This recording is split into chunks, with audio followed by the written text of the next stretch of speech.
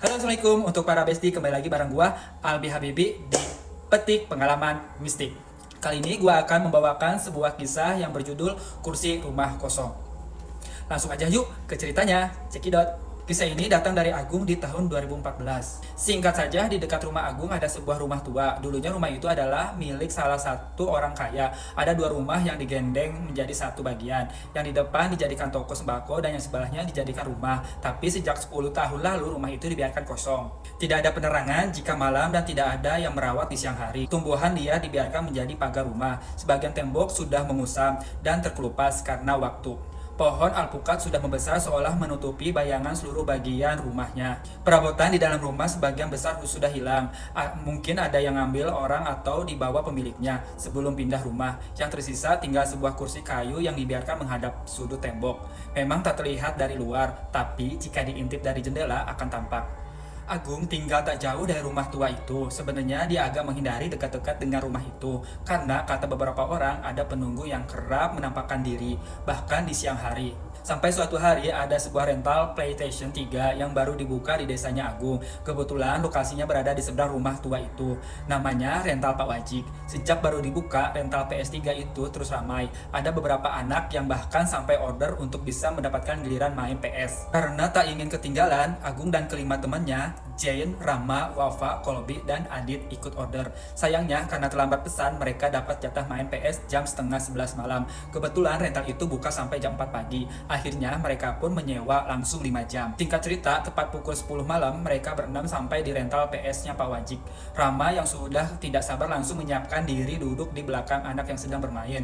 Kebetulan Agung kenal Mas Tommy dan Mafia namanya. Jam 10.35 mereka berenam akhirnya mulai mendapatkan giliran. Seperti biasanya, permainan sepak bola di PS selalu seru. Agar tidak lama menunggu, mereka atur setiap gamenya. Hanya berlangsung 10 menit. Setelah satu putaran, liga selesai, mereka ganti dengan mode cup. Pertandingan ini dibuat lebih lama dengan durasi 15 menit. Partai final mempertemukan Rama dan Wafa. Karena ingin pertandingannya berlangsung lama, keduanya sepakat menaikkan waktu pertandingan menjadi 20 menit. Karena masih lama, Agung, Jane, Kolbi, dan Adit memilih duduk di depan halaman rental PS. Kebetulan ada kursi panjang. Kursi itu mepet di dinding rental PS. Karena hanya muat untuk 3 orang, akhirnya Agung pun berdiri sambil bersandar ke dinding rumah tua yang berada di seberang rental PS itu. Kemudian Kolbi berinisiatif untuk mengambil kursi lain agar mereka bisa duduk barengan dan bersantai bersama. Tapi Kolbi tampak celingak-celinguk di dekat rental PS karena tidak menemukan kursi. Dia kemudian melirik ke arah jendela yang ada di belakang Agung. Kolbi melihat ada kursi yang kosong di dalam rumah itu. Tanpa banyak berpikir, Kolbi langsung masuk ke dalam rumah tua itu. "Mau kemana, Kol?" tanya Agung. Seperti tak mendengar, Kolbi langsung masuk ke dalam area rumah itu. Karena tak dikunci, Kolbi bisa dengan cepat mengangkat kursi itu, lalu meletakkannya ke tempat Agung berdiri. "Sudah, duduk sini aja, masa nongkrong sambil berdiri? Tidak nyaman loh," sahut Kolbi setelah menaruh kursi itu. Awalnya Agung sedikit khawatir, tapi melihat teman yang lain santai, akhirnya tetap Agung duduki saja kursinya. Singkat cerita, di tengah asiknya mereka mengobrol, tiba-tiba Kolbi seperti mencari sesuatu dalam saku bajunya. Sepertinya handphonenya tertinggal. Radit segera masuk ke rental PS untuk mencari HP-nya Kolbi. Tapi tidak menemukan HP Kolbi. Rama dan Wafa masih asik melanjutkan partai final pertandingan. "Gak ada, Kol, HP-mu di dalam," kata Radit. "Waduh, di mana ya?" kata Kolbi sambil mengacak-ngacak saku, jaket, dan celananya.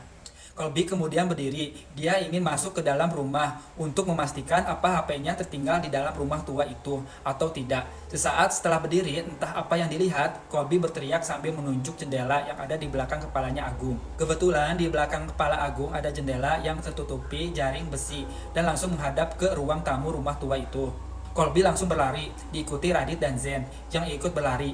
Karena mereka berlari, Agung pun beranjak dari kursi. Tiba-tiba Agung merasakan ada tangan dengan kuku tajam yang seolah keluar dari jendela dan membekap mulutnya.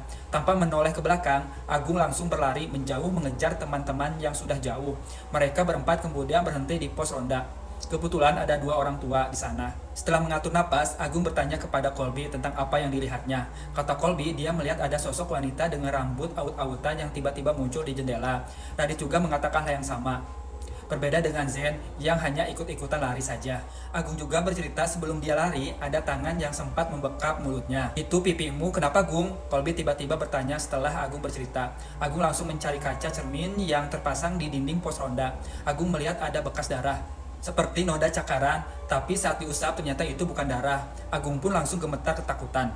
Pak Muji yang berjaga di pos kemudian menanyai mereka tentang apa yang terjadi. Kolbi menceritakan semuanya kepada Pak Muji. Walah le, itu kursi sudah ada yang punya, saut Pamuji. Kalau ada kursi di dalam rumah kosong, apalagi menghadap ke tembok, jangan diambil, kata Pamuji, memarahi mereka. Agung dan teman-teman hanya bisa menunduk. Pamuji sempat menyuruh mereka mengembalikan lagi kursi itu ke dalam rumah, tapi tidak ada dari kami yang berani kembali ke sana. Esok harinya mereka berempat kemudian berangkat ke rumah tua itu. Anehnya, kursi yang harusnya berada di pinggir dinding ternyata sudah tidak ada. Colby mencoba mengintip dari balik jendela berjaring besi. Ternyata kursi itu sudah berada di dalam, kembali ke posisi awal. Seperti seolah kursinya tidak pernah beranjak dari tempat itu. Tak jauh dari kursi, Colby melihat HP yang dicarinya semalam. Ayo teman-teman, temani saya masuk, kata Colby. Akhirnya mereka berempat masuk ke dalam rumah tua itu. Agung, Rama, dan Adit berjalan berdempetan. Meski sudah ada cahaya matahari, tapi entah kenapa seolah bagian dalam rumah itu tak tembus cahaya.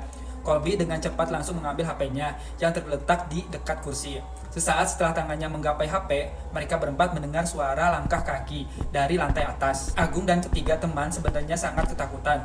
Radit sudah siap-siap berlari, tapi mereka juga penasaran siapa kira-kira yang pagi-pagi sudah ada di sana. Suara langkah semakin dekat. Mereka berempat lalu melirik ke arah langkah anak tangga. Ada seorang perempuan yang berdiri di sana dengan gaun putih dan rambut panjang yang mengembang bercampur hitam dan rambut beruban. Matanya lalu melirik ke arah mereka sambil tersenyum mengembang yang sangat mengerikan. Agung, Colby, dan Rama langsung berlari. Radit sempat mematung, tapi akhirnya diangkat oleh Colby. Bisa mungkin mereka keluar dari rumah dan lari menjauhi rumah tersebut. Sejak saat itu, tidak ada dari mereka yang berani mendekati rumah itu lagi, karena rumah itu benar-benar angker. Sekian dulu pengalaman mistik hari ini, dan terima kasih sudah menonton di channel Albi Habibi. Jangan lupa komen serta like-nya ya. Albi Habibi pamit. Assalamualaikum.